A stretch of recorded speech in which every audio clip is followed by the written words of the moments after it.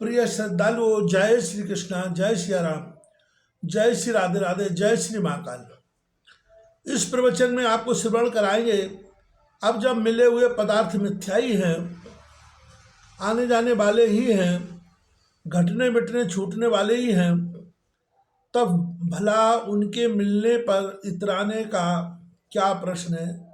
प्रत्यक्ष परिवर्तनशीलता को देखकर साधक के जीवन में क्रमशः कुप्रवृत्तियों की निवृत्ति, समाज के प्रति कठोर व्यवहार तो समाप्त हो जाता है, किंतु देहाभिमान तो रह ही जाता है। इसके नाश के लिए परम्बा मधु ग्रहण करती है। मधु शब्द शुभ कर्मों का फल तथा सुख के अर्थ में भी प्रयुक्त होता है। दिव्य आत्मज्ञान अमृत ही मधु है। इसी से यहाँ मधु यावत पिबाभ्यम कहा गया है। मधु ऋतायते मधु क्षरंती सिंधवा माधुरीन संतोषदी। ऋग्वेद सूक्त 9:1। इस ज्ञान रूप अमृत का ग्रहण करके ही अस्मि इत्यस्य भाव तत् अहंकार का रूप महिषासुर से लड़ने का संकेत रहस्यपूर्ण है।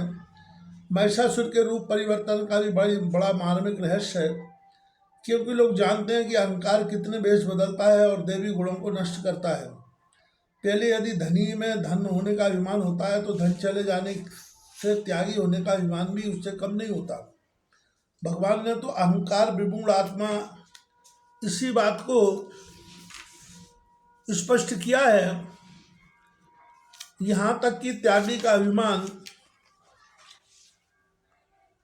भी जब घटने लगता है, तब निरभिमानी का वेश बनाकर अभिमान जिंदा रखना चाहता है। उसको दबाने का भाव भी बहुत अच्छा है, क्योंकि जब जब दंभ की सहायता से दबाया जाता है, तब तक जितना अंश शेष रहता है उतना ही शेष बदल कर दूसरों को दबाना चाहता है। इसके बाध या बध का उपाय कठिन कृपाण ही है। इसको गीता में असंशस्त्रेण दृढ़ेन छित्त्वा से बध का स्पष्ट साधन कहा गया है। और श्रीमद् भागवत 11:12-24 में एवं गुरु उपासनैक भक्त्या विद्या कुठारेण शतेन धीरा विभ्रश्य जीवा संप्रमतः संपद चात्मान मथ त्यजास्त्रम। पराभक्ति पराविद्या द्वारा ज्ञान कृपाण को गुरुपासना की शरण से तीक्ष्ण धार करके जीव भाव अहंकार को काटता है। पराम्बा की चरण शरण के लिए बिना वह अहंकार नहीं माना जा सकता। उसके द्वारा ही जीव ईश्वर अंश होते हुए भी दुखी हो रहा है। अहंकार विमूढ़ आत्मा करता है मिति मन्यते। महामूर्ख अहंकार स्वयं अपने को कर्ता मान बैठता है, क्योंकि बुद्धि मूर्छित हो जाती है। इसी दुष्ट के मारने पर पराभक्ति प्राप्त होती है। अहंकार के संबंध में महामुनि विद्यारण्य जी ने अपनी अमरकृति पंचदशी में इस प्रकार कहा है। अहंकारा प्रभुषाभ्याविश्या नर्तकी मति तालधारिणी क्षणि साक्षी सर्वावभाष कहा। अर्थात राजा अहंकार है, विषय सभासद, बुद्धि नर्तकी है, इंद्रियां वाद्य वादनी है और साक्षी आत्मा प्रकाश देने वाला दीपक है। इसी प्रकार हमारे शरीर में अंतःकरण और इंद्रियों की सभा लगी है। आत्मा साक्षी सबको प्रकाश दे रहा है। योग योगेश्वर कृष्ण ने अहंकार की विवत्सा एवं उससे मुक्ति का कितना सुंदर सहज उपाय बताया है। अहंकारम बलम दर्पम कामम क्रोधम परिग्रहम विमुच्य निर्भवा शांतो ब्रह्म भूयाय कल्पते। ब्रह्मभूता प्रसन्नात्मा ना शोचति ना कांक्षति समान सर्वेषु भूतेषु भक्ति लभते पराम भक्त्या माम अभिजानाति यावांश्चास्मित् तत्त्वतः ततो मा तत्त्वतो ज्ञात्वा विशदे तदनंतरम। गीता 18:53-55। अहंकार, बल, दर्प, काम, क्रोध और परिग्रहादि दोषों के नाश होने पर भी पराभक्ति प्राप्त होती है, जिसमें कुछ चाय नहीं, अन्न, कोई राय है ही नहीं, सभी प्राणियों के प्रति भगवत भाव जागृत हो जाता है, तब भक्ति के द्वारा ही दिव्य ब्रह्मत्व बोध होता है। दुर्गा सप्तशती में मध्यम चैत्र जवानी का है, धनुष भी अभिमान का द्योतक है। इसलिए श्री राम ने तेज छन राम मध्य धन तोड़ा, मध्य से तोड़ा अर्थात जवानी में ही अभिमान अपने पूर्ण यौवन पर होता है, तभी उसका नाश करना चाहिए। इसके मद में हम अपने भगवान को भी अन्याय तक कहने में नहीं चूकते, जबकि भगवान अपनी प्रिय संतान पर सदैव करुणा की वर्षा करते रहते हैं। वे कहते हैं, सब पर मोर बराबर दया, केवल दया ही बराबर नहीं है, अपितु समस्त प्राणियों में मनुज अधिक प्रिय है। सब मम प्रिय सब मम उपजाए, सबसे अधिक मनुज मोह भाए। और इनका कृतज्ञ होना चाहिए। कुशल सूत्रधार की तरह भगवान अपने सभी पात्रों को उनकी योग्यता अनुसार रूप, धन, विद्या, अधिकार आदि प्रदान करते हैं।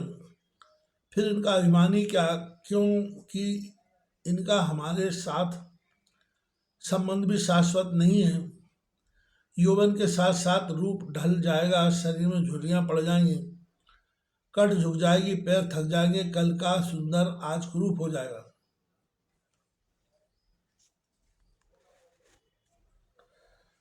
सिद्धार्थ को तो ऐसे वृद्ध को देखते ही संसार से वैराग्य हो गया था।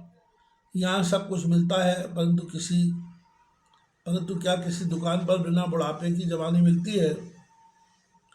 बिना रंज के सुख मिलेगा या बिना मरण के जीवन मिल सकता है? है कोई ऐसी दुकान जहाँ सदा मुस्कान ही मिले, थकान न हो? विचारक निश्चित ही जानते हैं कि ये सब किसी बाजार में कहीं भी नहीं मिल सकते। प्यारे, अभिमान तो दैवी गुणों का ह्रास करके आसुरी भावों को भर देता है। कपाट बंद करने से एकांत नहीं होता, ओठ बंद कर लेने से मौत नहीं होती, अपितु तब मनोराज्य और भी अधिक प्रबल होने लगता है।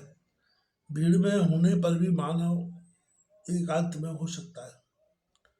रूप, धन, विद्या, अधिकार ये सब भगवान से मिले हैं। इनका सदुपयोग किया जाए तभी जीवन में सफलता मिलेगी, और यदि अभिमान करके दुरुपयोग किया तो विफलता और कष्ट ही मिलेगा।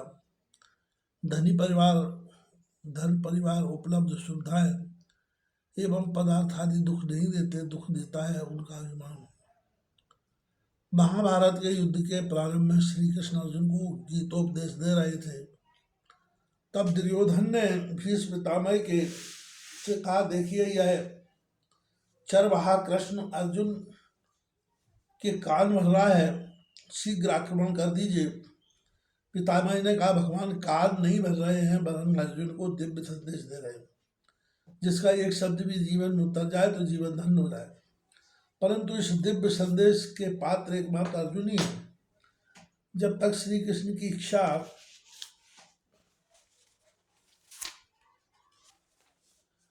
नहीं होती,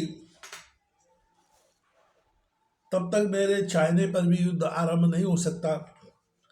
अरे, यह युद्ध तो श्री कृष्ण का एक खेल तमाशा है। यदि इस दिव्य संदेश को सुन सको तो सुने, अन्यथा चुपचाप खड़े रहो।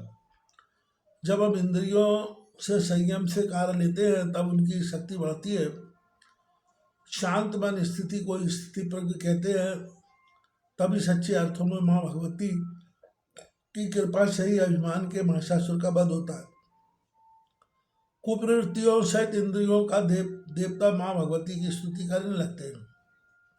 दरबार तुम्हारा देख लिया माँ, प्यार तुम्हारा देखेंगे, अपना बनाकर तुमको देख लिया, आंखों में बसाकर देखेंगे। तेरे प्यार में क्या क्या जादू है, अब तक तो कोई न जान सका। जो जान गया वह मान गया, माँ हम भी बनाकर देखेंगे।